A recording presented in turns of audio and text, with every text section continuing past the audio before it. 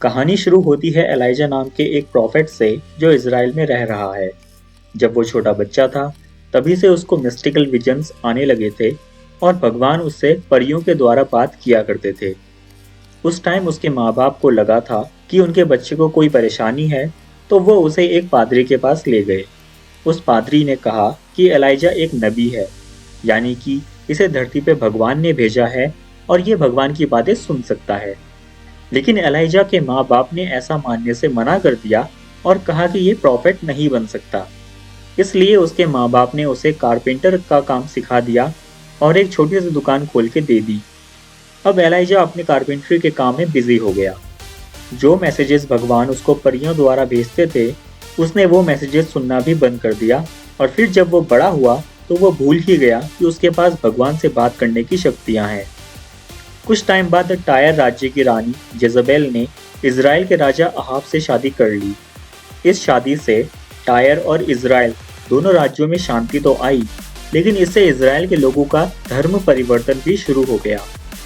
Ahab से शादी करने के बाद जेजबेल ने उसे जूइश भगवान को मानने से मना कर दिया और कहा कि अब वो लेबनान के पगान भगवान को माने। इसके साथ ही जेजबेल ने उन सभी प्रॉफिट्स को जान से मारना शुरू कर दिया जो इज़राइल के भगवान में विश्वास करते थे। जेजबेल ऐसा इसलिए कर रही थी ताकि इज़राइल में जुडाइज्म धर्म ना फैल जाए। एलाइजा भी एक प्रॉफिट था और उसे पता था कि अगर वो इज़राइल में रुका तो जेजबेल उसे भी मार देगी, इसलिए वो वहां से भाग गया। वहां से भागने में उसकी हेल्प एक एंजल ने करी जो स्वर्ग से उतरी थी। वो एंजल उसे एक शहर ले गई जिसका नाम अकबर था। उस शहर में एलाइजा एक विधवा लड़की से मिला। उस विधवा ने उसे खाना और अपने घर में रहने की जगह दी। इससे शहर के दूसरे लोग परेशान हो गए और उस विधवा को एलाइजा को अपने घर में जगह देने से मना करने लगे। उन्होंने ऐसा इसलिए किया क्योंकि उन्हें लगा कि ऐसा करने से जेजबेल उनसे गुस्सा हो जाएगी और उन सबको मार देगी। लेकिन वो विधवा एलाइजा को उसके घर से जाने को नहीं कहती। ये देखते हुए एलाइजा को उससे प्यार हो जाता है। उस विधवा का एक छोटा बेटा भी था। एक बार वो बीमार पड़ जाता है तो शहर के लोग एलाइजा पे इल्ज़ाम लगाते हुए कहते हैं कि ये आदमी हमारे शहर में श्राप लाया है जिससे वो बच्चा बीमार पड़ गया है। जब उसका बेटा मर जाता है तो शहर के पादरी एलाइजा को जबरदस्ती 5th माउंटेन पे चढ़ने को कहता है, जिससे वहां पर भगवान उसको मार के उसको उसके कर्मों की सजा दे सके। एलाइजा माउंटेन पर चढ़ जाता है, लेकिन उसको कोई नहीं मारता, बल्कि वहां से नीचे उतरने के लिए एक एंजल स्वर्ग से आती है और उसकी हेल्प करती है। एलाइजा पहाड़ी से नीचे उतरने के बाद एक चमत्कार करके विधवा के बेटे को जिंदा कर देता है और इससे सब शहर वालों को यकीन हो जाता है कि वो भगवान का भेजा हुआ प्रॉफिट ही है। इसके कुछ टाइम बाद अकबर पर असीरियन आर्मी अटैक करने आ जाती है।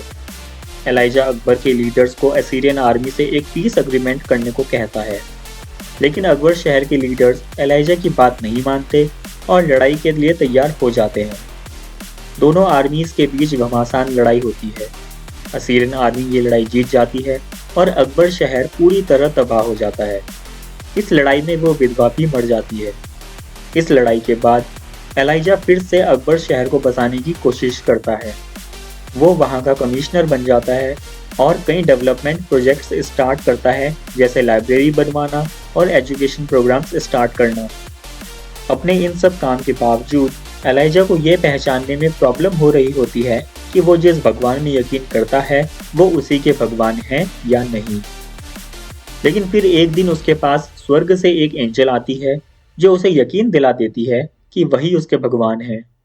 वो एंजल एलाइजा को ये भी कहती है कि उसे वापस अपने देश इज़राइल जाना चाहिए और वहाँ के लोगों को बताना चाहिए कि वो अपना धर्म ना बदलें।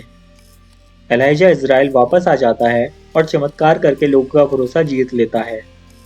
उसके ऐसा करने से जेजबेल भी इम्प्रेस हो जाती है। फिर वो कहता है कि जो भी प्रॉफिट भगवान को नहीं मानता उसको मार देना चाहिए। इससे लोगों में गुस्सा भड़क उठता है और वो जेजबेल को इज़राइल से भगा देते हैं। इससे द 5th माउंटेन बुक एक ऑप्टिमिस्टिक नोट पे खत्म होती है, जहाँ पे एलाइजा इज़राइल को एक शांति प्रिय देश बनाने की कोशिश करता है। हमारी नेक्स्ट बुक होगी रीवर्क। ये बहुत कमाल की बुक है जो हमें बताती है कि कैसे हम न्यू एंड यूनिक वेज में बिजनेस कर सकते हैं ताकि आज की डेट में एक सक्सेसफुल बिजनेस रन कर सकें। तो अगर आप बिजनेस कर रहे हैं या कोई बिजनेस स्टार्ट करने की सोच रहे हैं तो इस वीडियो को ज़रूर देखें।